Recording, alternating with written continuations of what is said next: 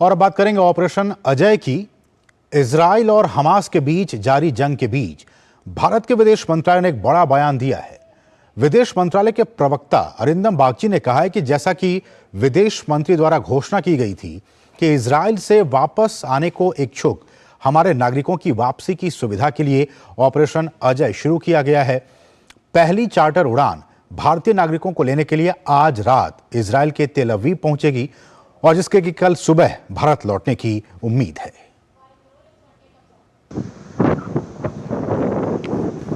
Israel पर फिलिस्तीन के चरमपंथी संगठन हमास के हमले के बाद जारी भीषण जंग का गुरुवार को छठा दिन है। दोनों ही तरफ से हमले अभी भी नहीं रुके हैं। इजराइल और फिलिस्तीन दोनों ही तरफ से सैकड़ों की तादाद में लोगों के मारे जाने की खबर है।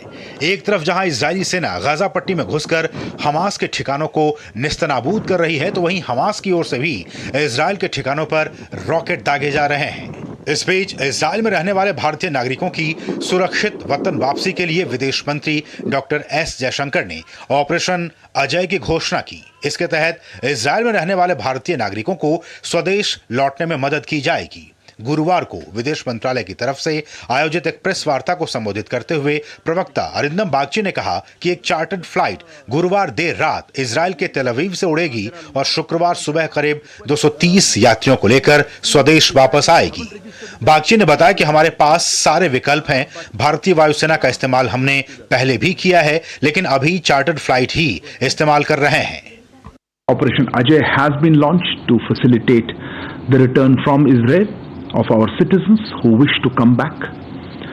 The first charter flight will be reaching Tel Aviv later tonight to pick up Indian citizens and is likely to return to India tomorrow morning. I think it can carry about 230 odd passengers. That's what we are hoping. Can fill it up, but depending. Look, this number is broad. अभी के लिए charter flight गई हैं, पर जैसे हमने कहा, हमने पुराने कुछ ऐसे स्थितियों में हमारे वायुसेना का भी असिस्टेंस लिया है। आइए आपको बताते हैं कि ऑपरेशन अजय है क्या और इसकी अहमियत क्या है। ऑपरेशन अजय इजराइल से अपने नागरिकों को वापस लाने का एक अभियान है।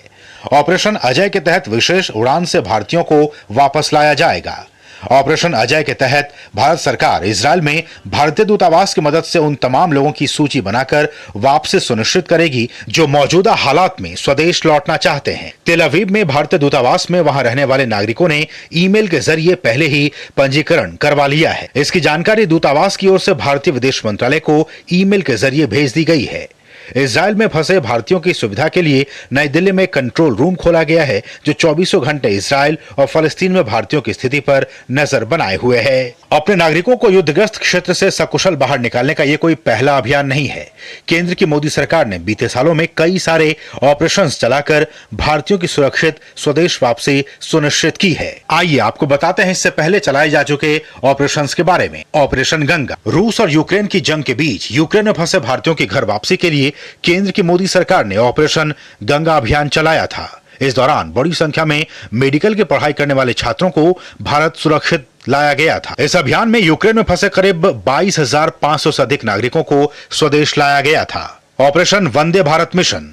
कोरोना महामारी के दौर में पीएम मोदी के पहल पर वंदे भारत मिशन चलाया गया था। इस ऑपरेशन के तहत लाखों भारतीयों को स्वदेश लाया गया। एयर इंडिया और एयर इंडिया एक्सप्रेस की उड़ानों से 18 लाख से अधिक भारतीयों ने स्वदेश वापसी की। इस मिशन में भारतीय नौसेना ने अहम योगदान निभाते हुए अपने जहाजों से 3,000 से अधिक भारतीयों को स्वदेश लौटने में मदद की।